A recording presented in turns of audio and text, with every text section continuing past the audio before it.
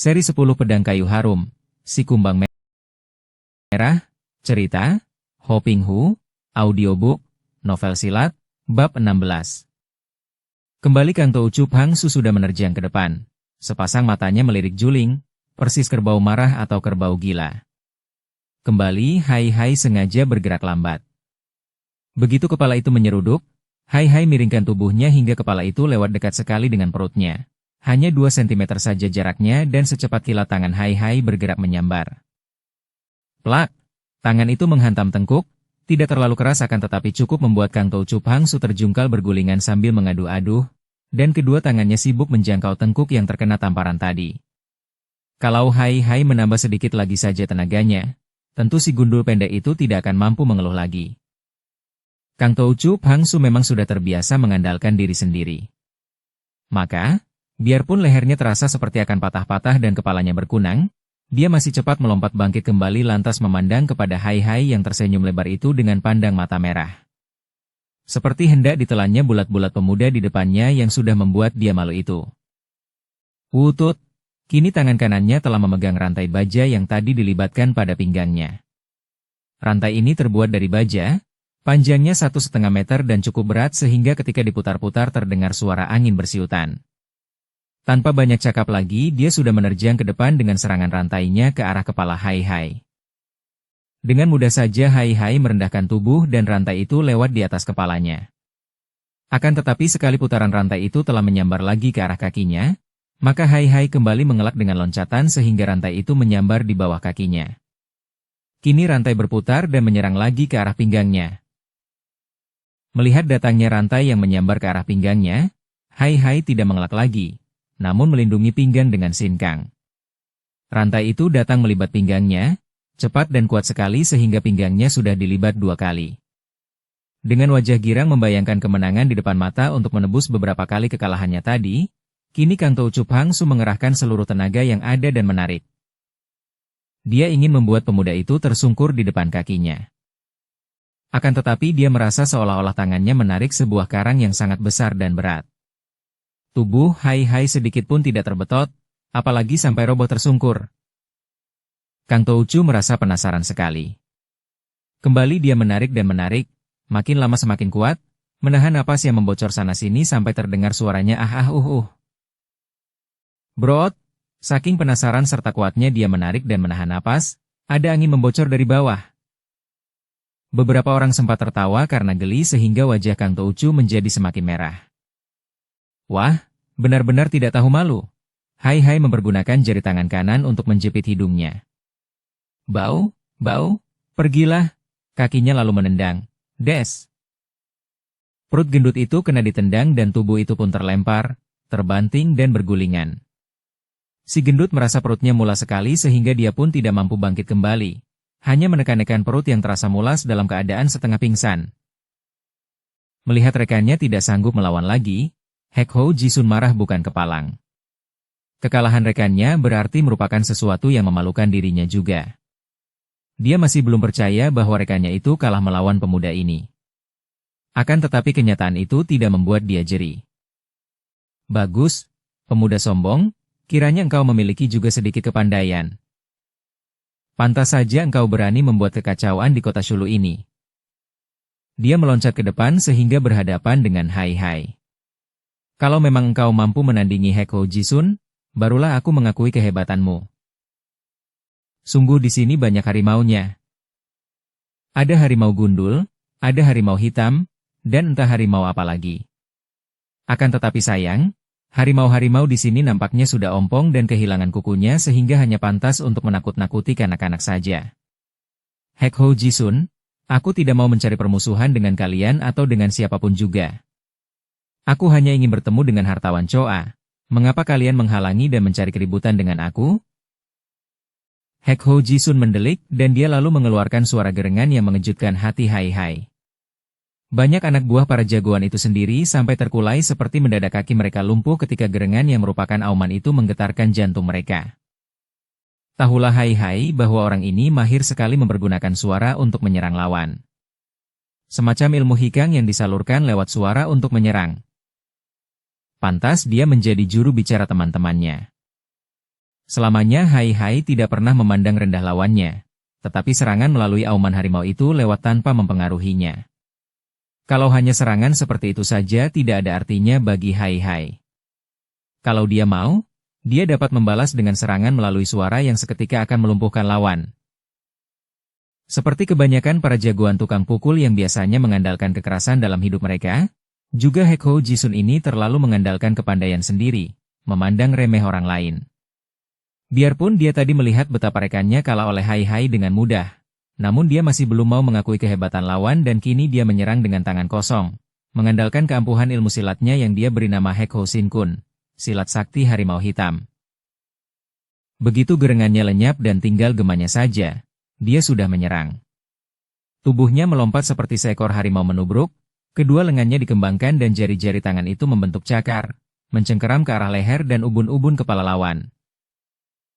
Hai Hai sudah waspada. Dia cepat mengelak dan membiarkan tubuh lawan lewat.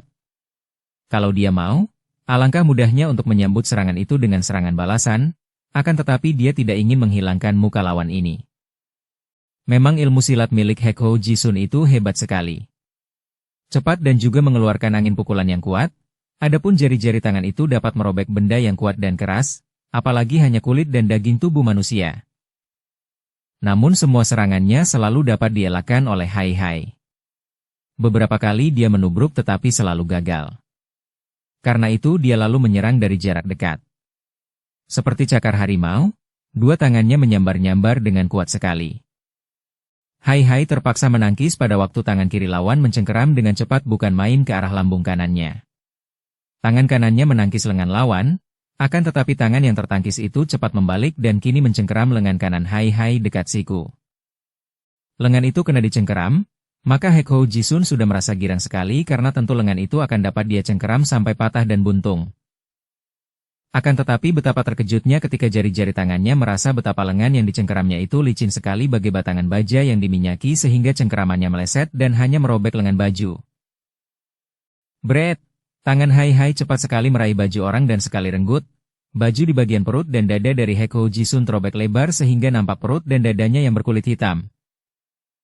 Salahmu sendiri, engkau merobek lengan bajuku, maka aku pun harus merobek bajumu supaya lunas, kata Hai Hai. Diam-diam Hekho Jisun kaget sekali.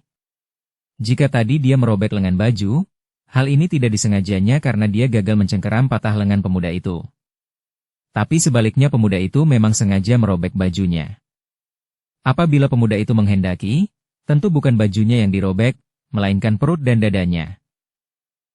Baru dia tahu benar bahwa ilmu silat dan gerakan pemuda ini memang hebat bukan main, maka dia tidak mau mengalami seperti rekannya tadi dan cepat dia sudah melompat ke samping, menyambar golok dan tameng, perisai, yang sudah dipersiapkan sebelumnya. Orang muda, keluarkan senjatamu. Mari sekarang kita bertanding senjata, tantangnya dengan garang. Hai Hai tersenyum. Dia melihat betapa lengan bajunya yang kanan sudah robek, maka dia menggunakan tangan kiri untuk merenggut putus robekan itu. Kini ada robekan kain dari lengan bajunya, hanya sehelai kain yang panjangnya 0,5 meter. Baik, Hekho Jisun, inilah senjataku. Semua orang terbelalak, adapun wajah Jisun yang hitam menjadi semakin hitam karena terlalu banyak darah yang naik ke kepalanya. Dia telah dipandang rendah, bahkan dihina oleh musuhnya yang masih muda itu. Bagaimana mungkin ada orang berani menghadapi golok dan perisainya yang kehebatannya sudah amat terkenal itu hanya dengan sepotong kain yang pendek? Pemuda ini mencari mampus. Juga semua orang memandang dengan heran, tidak percaya bahwa pemuda itu berani menghadapi sepasang senjata itu dengan sepotong kain saja. Orang muda, aku bukanlah seorang yang suka mempergunakan kelicikan untuk mencari kemenangan. Lekas keluarkan senjatamu agar engkau tidak mati konyol dan orang akan mentertawakan aku. Aih, engkau menantang berkelahi dengan senjata dan ini adalah senjataku. Engkau tidak percaya? Dengan senjataku yang istimewa ini aku sanggup mengalahkan 10 ekor harimau, apalagi hanya seekor saja. Majulah, Hekho Jisun dan hati-hatilah agar jangan sampai engkau kalah dalam waktu kurang dari 10 jurus. Sepasang mata Jisun terbelalak, mendelik saking marahnya. Bagus, bocah sombong. Bila aku kalah olehmu kurang dari 10 jurus, aku akan berlutut dan menyembahmu. Begitukah? Baik. Belum juga Hai Hai sempat menutup mulutnya, nampak sinar golok menyambar dengan kecepatan kilat. Hai Hai cepat mengelak sambil mundur dan secara diam-diam harus mengakui bahwa gerakan Hekho Jisun ini lebih hebat dibandingkan gerakan Kang Tou Chup Hangsu dengan rantai bajanya tadi. Memang permainan golok dan perisai itu amat hebat. Golok itu berkelebatan menyambar-nyambar, sedangkan tubuh Hekho Jisun praktis bersembunyi di balik perisai. Sukar sekali bagi lawan untuk menyerang tubuhnya yang terlindung itu, sedangkan dia dengan enaknya dapat mengincar lawan dan melakukan serangannya dari bawah atau samping perisai yang terbuat dari baja tebal dan kuat. Namun sekarang dia menghadapi seorang lawan yang tingkat kepandaiannya jauh lebih tinggi. Bahkan gurunya sendiri sekalipun belum tentu akan dapat menandingi pemuda ini. Dengan amat mudahnya Hai Hai dapat menghindarkan diri dari setiap sambaran golok, padahal dia seolah-olah tidak pernah mengelak, tetapi tahu-tahu sambaran golok itu luput. Hal ini karena dia telah mempergunakan ilmu langkah-langkah sakti Jiao Po Po Ansan. Akan tetapi, walaupun sambaran goloknya tidak pernah menyentuh lawan, Hekho Jisun menyerang terus bertubi-tubi dan dia tetap bersembunyi di balik perisainya. Diam-diam Hai Hai maklum betapa lihai dan cerdiknya lawan ini. Agaknya Hekho Jisun kini sudah mengetahui benar akan kelihayan lawan, maka dia teringat akan janjinya dan andai kata dia harus kalah sekalipun, dia harus dapat mempertahankan diri sampai 10 jurus. Hal ini hanya dapat terjadi apabila dia terus menyerang secara bertubi-tubi sambil bersembunyi di balik perisainya. Dan kini dia sudah menyerang selama 7 jurus. Tinggal 3 jurus lagi maka dia dapat bertahan sampai 10 jurus. Wirr! Golok itu kembali menyambar. Kali ini tubuh Hekho Jisun hampir mendekam di atas tanah, ditutupi perisai dan golok itu menyambar dari atas kakinya yang tampak terjulur di bawah perisai, golok menyambar ke arah kaki Hai Hai. Kembali hal ini menunjukkan kecerdikan Jisun. Agaknya dia tahu bahwa kelihayan pemuda itu yang selalu dapat menghindarkan diri dari sambaran goloknya terletak pada geseran-geseran dan langkah-langkah kaki. Oleh sebab itu, kini dia menyerang kaki pemuda itu, sambil bersembunyi di balik perisainya sehingga dia sudah berani memastikan di dalam hatinya bahwa tentu dia akan sanggup bertahan sampai lebih dari 10 jurus. Katakanlah dia tidak akan mampu menang melawan pemuda ini, akan tetapi jika ternyata dia sanggup mempertahankan diri selama lebih dari 10 jurus, maka berarti dia sudah dapat membersihkan mukanya karena pemuda itu seperti kalah bertaruh. Hekho Jisun sama sekali tidak tahu bahwa Hai Hai memang sengaja mengalah. Apabila pemuda itu menghendaki, dengan dasar tingkat ilmu kepandaiannya yang jauh lebih tinggi, maka hanya dalam 2-3 jurus saja agaknya Hai Hai sudah bisa melumpuhkan semua perlawanan Hekho Jisun. Hai Hai memang sengaja membiarkan lawan menyerangnya secara bertubi-tubi sambil memperhatikan permainan golok dan perisai itu, mencari titik kelemahan. Kalau dia mau mengerahkan sinkangnya, dengan tangan kosong saja agaknya dia akan dapat memukul pecah perisai itu. Atau kalau dia mau menggunakan kekuatan sihirnya, juga akan mudah baginya untuk menundukkan lawan. Akan tetapi dia tidak mau melakukan hal itu, menanti sampai Jisun menyerangnya sebanyak 8 jurus. Kemudian, melihat betapa kaki kiri lawan itu terjulur keluar dari lindungan perisainya, secepat kilat buntungan lengan baju itu menyambar ke arah pergelangan kaki itu. Bagaikan seekor ular kain itu membelit kaki. Hekho Jisun terkejut bukan main, menggerakkan goloknya untuk membacok putus kain itu. Akan tetapi pada saat itu pula Hai Hai sudah menarik kain itu secara tiba-tiba sambil mengerahkan tenaganya dan tubuh Hekho Jisun yang tinggi besar itu terlempar ke atas. Biarpun tubuhnya telah melambung ke atas, kaki kirinya masih saja terlibat kain. Dengan sekali sentakan ke bawah, tubuhnya meluncur lagi ke bawah dan sebelum menghantam tanah, kembali Hai Hai menggerakkan tangan. Demikianlah, tubuh itu diputar-putar oleh Hai Hai, makin lama semakin cepat seperti kitiran hingga akhirnya Hai Hai melepaskan kain dan tubuh itu pun meluncur sampai jauh dan terbanting ke atas tanah. Hekho Jisun telah kehilangan golok dan perisainya yang terlepas ketika diputar-putar tadi. Begitu tubuhnya terbanting ke atas tanah, dia pun segera meloncat bangun. Semua orang sudah merasa kagum melihat betapa si tinggi besar hitam yang sudah diputar-putar seperti itu dan terbanting jatuh. Begitu jatuh sudah dapat bangkit kembali. Juga Hai Hai memandang terbelalak. Betapa kebal tubuh orang itu, pikirnya. Akan tetapi dia lalu tersenyum melihat betapa tubuh itu terhuyung-huyung, lalu jatuh terkulai dan tidak bergerak lagi karena pingsan. Ternyata Hekho Jisun hanya mampu bangkit sebentar saja. Kepalanya terasa pening, pandang matanya berputar-putar dan dia roboh pingsan. Karena pemandangan ini memang menggelikan, di antara para anak buah yang berada di situ, Banyak yang menahan senyum geli melihat tingkah jagoan kedua ini. Keparat, Tiaci Tio Kang membentak keras dan kini dia sudah menghadapi Hai Hai, mengamati wajah dan seluruh tubuh pemuda itu. Seorang pemuda yang biasa-biasa saja, pikirnya, namun mampu merobohkan Heko Jisun dalam 9 jurus. Orang muda, sebenarnya siapakah engkau? Dari mana asalmu dan apa pula maksudmu datang membikin kacau di sini? Lagaknya tinggi dan memang Tiaci Tio Kang terkenal seorang yang tinggi hati. Dia adalah jagoan yang datang dari kota raja, suka memandang rendah orang lain. Hai Hai tersenyum. Sudah kukatakan bahwa namaku Hai Hai, aku seorang perantau dan aku datang bukan untuk membikin kacau, melainkan hendak bertemu dan berbicara dengan hartawan Choa. Tapi kenapa engkau dan teman-temanmu menghalangiku? Kalian yang membikin kacau, bukan aku. Lagakmu sombong sekali, Hai Hai.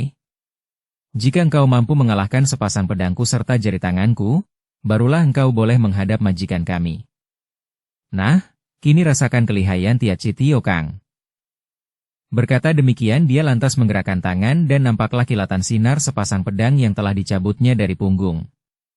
Kini dia telah memasang kuda-kuda sambil melintangkan sepasang pedang itu di atas kepala, membentuk sebuah gunting. Hai Hai mengangguk-angguk. Memang kalian ini orang-orang yang tinggi hati dan biasa mengandalkan kepandaian silat untuk menggunakan kekerasan memaksakan kehendak. Tak usah cerewet, jika engkau tidak berani, berlututlah dan menyerahkan kembali emas yang 50 tael itu kepadaku. Kini Hai Hai sudah kehabisan kesabaran. Dia tidak mau melayani orang-orang sombong ini, maka diam-diam dia mengerahkan kekuatan sihirnya dan berkata lantang. Tiaci Tio Kang, engkau membawa-bawa 2 ekor ular berbisa di tanganmu itu untuk apakah? Tiaci Tio Kang terkejut. Hah? Ular berbisa? Dia menurunkan kedua tangannya dan melihat sepasang pedangnya. Matanya terbelalak dan mulutnya mengeluarkan bentakan aneh, lalu dia membuang jauh-jauh 2 ekor ular kobra yang dipegangnya. 2 ekor ular itu sudah mengembangkan lehernya dan agaknya siap hendak mematuknya. Untung dia cepat membuangnya. Kalau tidak, sekali patuk saja dia akan tewas. Semua orang yang melihat betapa Tiaci Tio Kang tiba-tiba membuang sepasang pedangnya, menjadi heran sekali.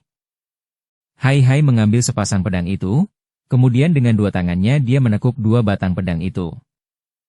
Krek, krek, terdengar suara dan 2 batang pedang itu pun patah-patah. Pemuda itu seolah mematahkan 2 batang ranting kecil yang lemah saja. Dibuangnya patahan 2 batang pedang itu ke atas tanah. Tiaci Tio Kang terbelalak. Ketika membuang 2 ekor ular itu, dia melihat betapa 2 ekor ular itu terjatuh ke atas tanah lalu berubah menjadi 2 batang pedangnya sendiri. Lantas dia melihat pula betapa 2 batang pedangnya itu dipatah-patahkan oleh pemuda yang luar biasa itu. Bagaimana, Tiaci Tio Kang? Apakah engkau belum juga mau mengundang majikanmu untuk keluar menemui aku? Tanya Hai Hai yang mengharapkan agar perkelahian dapat terhenti sampai sekian saja. Akan tetapi watak Tiaci Tio Kang amat tinggi hati. Biarpun dia melihat kenyataan yang aneh ketika sepasang pedangnya berubah menjadi ular berbisa, kemudian kedua pedang itu dipatah-patahkan lawan, hal yang membuktikan betapa lihainya lawan, tetapi dia masih belum mau menyerah kalah bahkan menjadi penasaran. Dia tak percaya bahwa seorang pemuda sederhana seperti itu akan dapat mengalahkannya, dan mampu menandingi jari-jari tangannya. Pemuda iblis, jangan engkau mempergunakan sihir dan ilmu setan, mari kita mengadu kekuatan sebagai laki-laki sejati. Maksudmu, mengadu kekuatan bagaimana? Hai Hai bertanya, lihat jari-jari tanganku ini. Tiaci Tio Kang mengangkat kedua tangannya ke depan, menunjukkan jari-jari tangannya yang warna kulitnya berbeda dengan warna kulit bagian tubuh lain. Kulit jari tangan itu agak membiru dan mengkilat. Sudah kulihat jelas, jari-jari tanganmu itu seperti tahu, kata Hai Hai sambil tersenyum mengejek. Tio Kang marah bukan main, akan tetapi dia menahan diri dan berkata, bagus, mari kita mengadu kekuatan, jari tanganku yang seperti tahu ini boleh diadu dengan dadamu yang seperti agar-agar itu. Kalau sekali tusuk dengan kedua jari telunjukku ini aku tidak mampu menembus dadamu, maka aku mengaku kalah. Bagus, bagus, sungguh pertandingan yang menarik. Jari tahu melawan dada agar-agar. Baik, Tiaci Tio Kang, aku menerima tantanganmu, tapi harus kubuka bajuku agar tidak sampai kotor oleh jari tanganmu. Berkata demikian, Hai Hai lantas melepaskan kancing bajunya dan setelah bajunya terbuka, nampak kulit dadanya yang putih.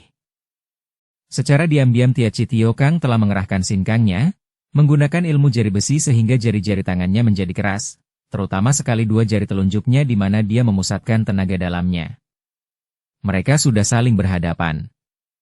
Hai Hai berdiri tegak dan santai, adapun Tia Chitio Kang berdiri dengan kaku sambil memasang kuda-kuda. Aku sudah siap, kata Hai Hai dan ketika dia masih berbicara, Tia Chitio Kang sudah mengeluarkan suara bentakan nyaring lantas tiba-tiba saja kedua lengannya meluncur ke depan, kedua jari telunjuknya menusuk ke arah dada kanan kiri. Cepat dan kuat sekali tusukannya itu dan semua orang yang sudah pernah melihat jagoan ini menggunakan dua jari tangannya menusuk batu sampai berlubang dan papan sampai tembus, langsung membayangkan betapa dada pemuda itu akan segera berlubang dan mengucurkan darah. Krek! Dua jari telunjuk itu dalam saat yang sama bertemu dengan dada yang telanjang itu dan akibatnya, tiba-tiba Tia Chitio Kang menekuk pinggangnya, kemudian membungkuk dan menggenggam jari telunjuk di kedua tangan, mukanya pucat dan mulutnya merintih-rintih, mukanya penuh dengan keringat dingin. Rasa nyeri yang menusuk-nusuk jantung datang dari dua jari telunjuknya yang tulangnya patah-patah. Dia mencoba untuk bertahan, akan tetapi akhirnya dia terkulai dan roboh pingsan. Kini Heko Jisun dan Kang Tou Chup Hang Su sudah dapat memulihkan diri. Melihat jagoan pertama itu roboh pingsan, mereka lalu memberi aba-aba kepada puluhan orang pengawal untuk mengeroyok Hai Hai. Tangkap dia, bunuh dia. Para pengawal sengaja bergerak lambat. Mereka ragu-ragu dan merasa agak jeri setelah melihat betapa tiga orang jagoan itu sudah roboh semuanya oleh pemuda sederhana ini, roboh dengan mudahnya. Pada saat itu pula terdengar bentakan seorang wanita. Tahan semua senjata. Semua orang mundur. Mendengar suara yang sangat mereka kenal ini serta melihat munculnya Siok Bi, gadis cantik manis yang selain menjadi pengawal pribadi hartawan Choa juga menjadi seorang kekasihnya itu, para pengawal cepat-cepat menahan gerakan mereka. Tentu saja mereka mentaati gadis itu yang biarpun ilmu kepandaiannya tidak setinggi tiga orang jagoan yang telah kalah, namun memiliki kekuasaan yang lebih tinggi dari mereka. Kalian mundur dan tidak boleh mengeroyok tamu ini. Di samping kalian takkan menang, juga majikan kita berkenan hendak menerimanya. Dia memang datang untuk berjumpa dengan majikan kita dan diterima sebagai tamu. Siok Bi memberi isyarat kepada Hai Hai, akan tetapi dia menjura dan berkata, Tai Hiap dipersilakan masuk. Hai Hai juga memberi hormat dan menjawab, Terima kasih, Nona. Mereka berdua berjalan memasuki gedung itu, diikuti pandangan mata semua pengawal yang kini memandang jeri dan kagum. Tidak mereka sangka bahwa pemuda bercaping lebar yang sederhana itu memiliki ilmu kepandaian yang demikian hebatnya. Bukan hanya ilmu silat yang aneh dan tinggi, akan tetapi juga kekebalan tubuh dan ilmu sihir. Diam-diam tiga orang jagoan itu, setelah kini Tio Kang siuman, bergidik membayangkan apa akan jadinya dengan mereka andai kata tadi pemuda itu bersungguh-sungguh hendak mencelakakan mereka. Tentu sekarang mereka bertiga telah menjadi mayat. Sementara itu Siok Bi mendampingi Hai Hai memasuki gedung yang sangat besar itu. Para pengawal menjaga di setiap tikungan dengan tombak di tangan. Akan tetapi mereka berdiri tegak tak bergerak karena melihat bahwa pemuda asing itu ditemani oleh Siok Bi yang mereka kenal dan percaya. Aku girang sekali engkau memenuhi janji, Tai Hiap, Siok Bi berbisik ketika mereka lewat di bagian yang jauh dari penjaga. Hai Hai tersenyum, aku tidak pernah melanggar janji, apalagi terhadap seorang gadis cantik jelita seperti engkau, Nona Siok Bi. Gadis itu menahan senyum dan merasa terharu sekali. Pemuda ini memang hebat, setiap kalimat yang keluar dari mulutnya selalu menyenangkan hati. Kalau saja dia dapat hidup di samping pria ini untuk selamanya. Biar dikurangi 10 tahun usianya, dia rela. Mereka berhenti di depan pintu yang tertutup, pintu sebuah kamar yang amat besar. Siok Bi mengetuk pintu dengan ketukan lirih 3 kali. Ah, engkaukah itu, Siok Bi? Bagaimana? Apakah dia sudah datang?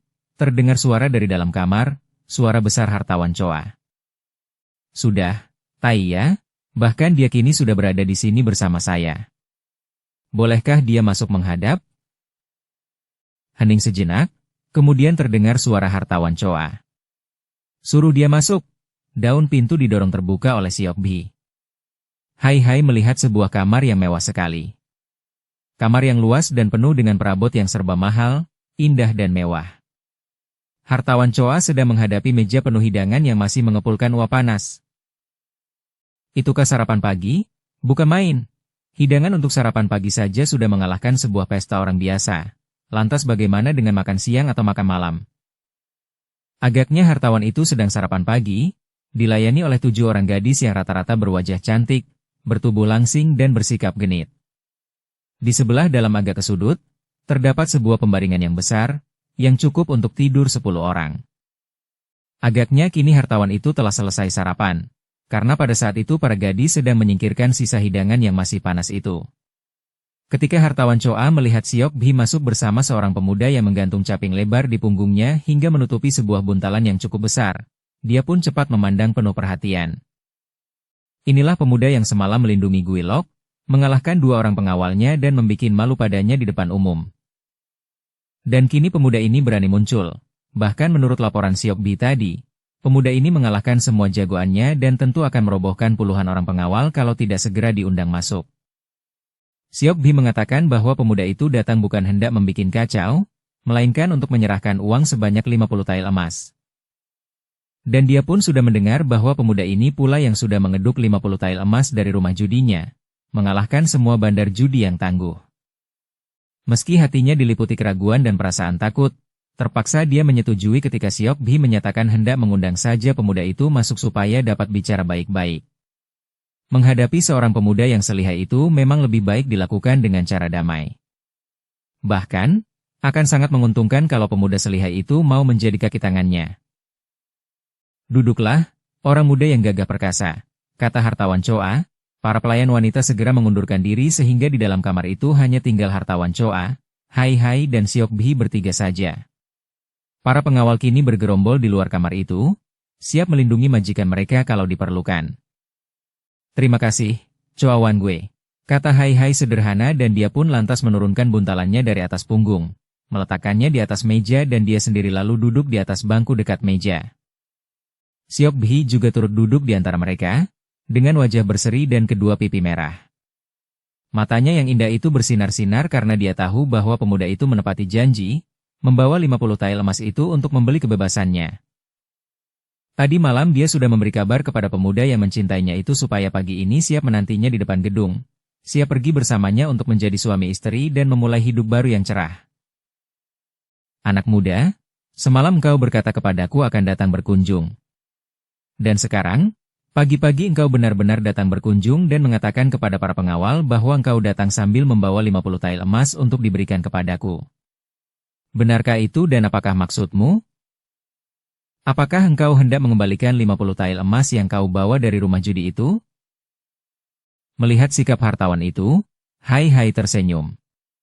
Tentu saja hartawan ini bersikap angkuh karena pada saat itu dia menjadi tuan rumah dan selain itu, juga di luar kamar ini terdapat puluhan orang pengawal dan di dekatnya ada Siok Bhi yang tentu dianggapnya sebagai seorang pengawal yang setia.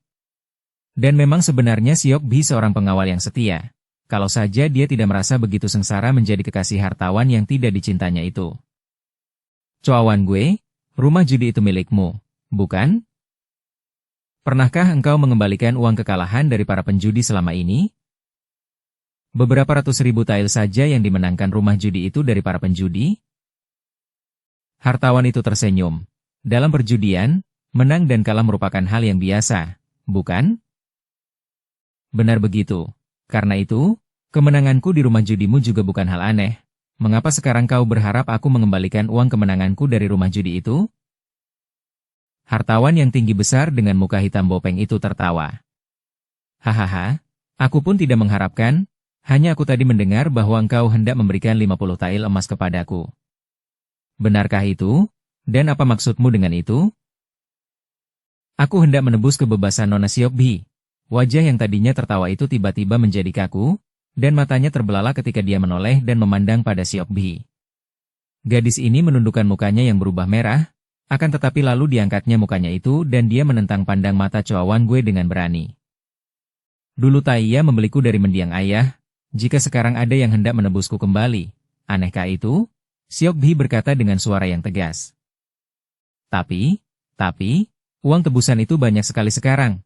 kata Choa Wan Gue yang merasa sayang kepada Siok Bhi untuk dua hal. Pertama, sebagai seorang di antara selirnya, Siok Bhi tetap merupakan seorang kekasih yang istimewa, tidak genit seperti para wanita lain sehingga kadang terasa menjemukan. Dan kedua gadis ini memiliki ilmu silat yang cukup lihai sehingga dapat menjadi pengawal pribadi yang boleh diandalkan. Rumah judi miliknya itu maju pesat setelah Siok Bhi menjadi pengurusnya.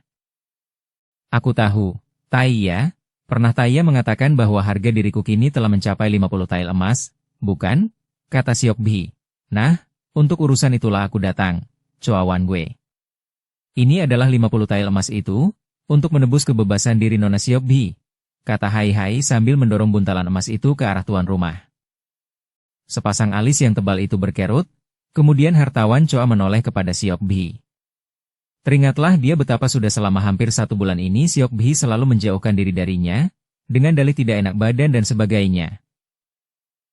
Ah, kiranya engkau jatuh cinta kepada pemuda ini dan hendak menikah dengan dia? Tanyanya. Jangan salah mengerti, Wan Gue, kata Hai Hai cepat, sedangkan Siok Bhi menggeleng kepalanya. Aku hanya ingin menolongnya supaya dia bebas dari sini dan dapat memilih jodohnya sendiri. Engkau tidak perlu tahu siapa yang dipilihnya, tetapi yang jelas bukan aku. Nah, bagaimana jawabanmu, Choa Wan Gue? Hartawan itu merasa serba salah. Uang 50 tael emas memang sangat banyak bagi kebanyakan orang, tapi bagi dia tak ada artinya. Dia tidak ingin uang sebanyak itu karena uangnya sudah jauh lebih banyak lagi. Dia juga sayang kepada Siok Bhi.